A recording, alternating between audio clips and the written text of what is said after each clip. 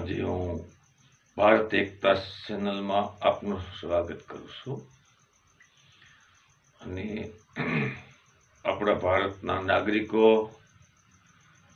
હું તમને એક સૂચના સલાહ આપવા જઈ રહ્યો છું કે તમે સાવધાન અને છેતરપિંડીથી સાવચેત રહેવાનું અને સત્સંગમાં જાઓ,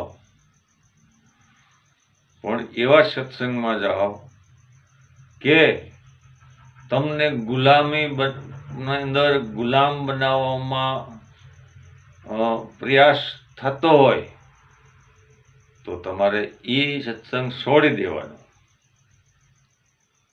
કેમ કે ક્યાંક ના ક્યાંક આપણે એવી જગ્યાએ જઈએ છીએ કે ભૂવા ભરાડી હોય તો એ આપણને ભયમાં નાખી દે, આપણા પડસાયાથી બીવડાવવા મળે અને આપણે લૂંટી લે. એટલે આ પણ જે એક વિચારધારા છે એની અંદર તમે એવા નબળા વિચાર કરો તો તમારું મંતવ્ય નબળું પડે. પ્રકૃતિ કિમંતી ભૂતાનમ, ભૂત ક્યાંય હોતું નથી. હવે એક ઉદાહરણ તમને આપું છું કે ગાય હતી, ગાયનું વાછરું મરી ગયું. ગાયનું વાછરું મરી ગયું એટલે ગાય દોવા તો દે નહીં વાછરું વિના.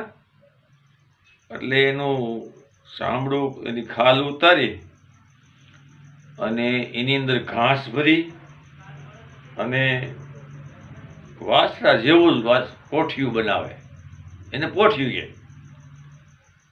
એટલે એ પોઠિયાના પૂંછડાનો ભાગ હોય ને એ ગાયના મોઢા બાજુ રાખે. એટલે ગાયને એ ખબર નથી કે આની મેલ પર ઘાસ ભર્યું છે. એના વાછરુની યાદમાં પ્રવાહ મૂકી દે અને પછી એને દોઈ લે. એમ કોઈ પણ ધર્મના નામનું આપણી આગળ પોઠિયું મૂકી દે અને આપણી આવનારી પેઢીઓને મિલકત લૂંટી લે. આવી રીતે આપણા ભારતમાં ઘણા એવું છે ને કે બહુ જ અણહમજુ